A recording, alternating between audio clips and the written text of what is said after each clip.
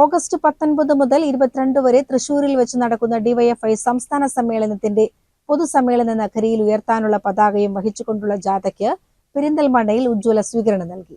ചെണ്ടമേളങ്ങളുടെയും പൂക്കാവടിയുടെയും അകമ്പടിയോടെയാണ് പ്രവർത്തകർ വരവേറ്റത്.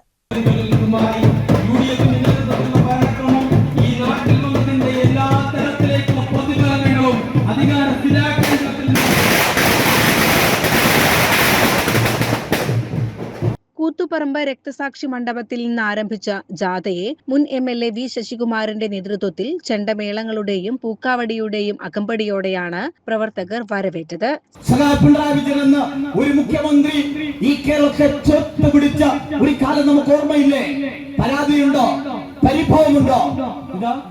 അതിതീവ്ര മഴയിൽ ഒരു പ്രളയമുണ്ടായി.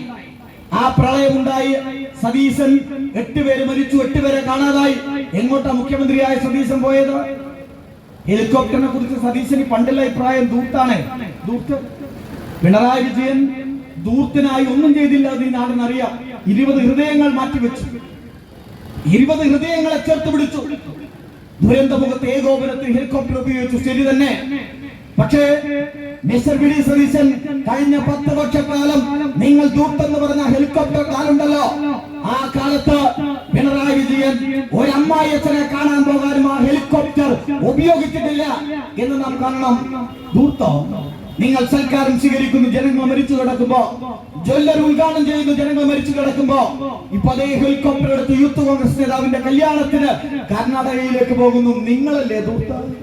സ്വീകരണ യോഗത്തിൽ ബ്ലോക്ക് പ്രസിഡന്റ് M ഷാഹിദ് അധ്യക്ഷത വഹിച്ചു. ജാഥ ക്യാപ്റ്റൻ SR അരുൺ ബാബു, ജാഥ manager M Vijin MLA, advocate LG Lijeesh, ജില്ലാ secretary K Shyamprasad, president P Shabeer, സംസ്ഥാന കമ്മിറ്റി അംഗം KP അനീഷ്, ജില്ലാ vice president P Ratheesh, K Harimon എന്നിവർ സംസാരിച്ചു. ബ്ലോക്ക് സെക്രട്ടറി E ഷിജിൽ സ്വാഗതവും KT ജിജീഷ് നന്ദിയും പറഞ്ഞു. പെരിന്തൽമണ്ണയിലെ സ്വീകരണത്തിന് ശേഷം ജില്ലാ അതിർത്തിയായ പുലാമന്തോളിൽ വെച്ച് ജാഥയെ പാലക്കാട് ജില്ലയിലേക്ക് കൈമാറി. CCN പെരിന്തൽമണ്ണ.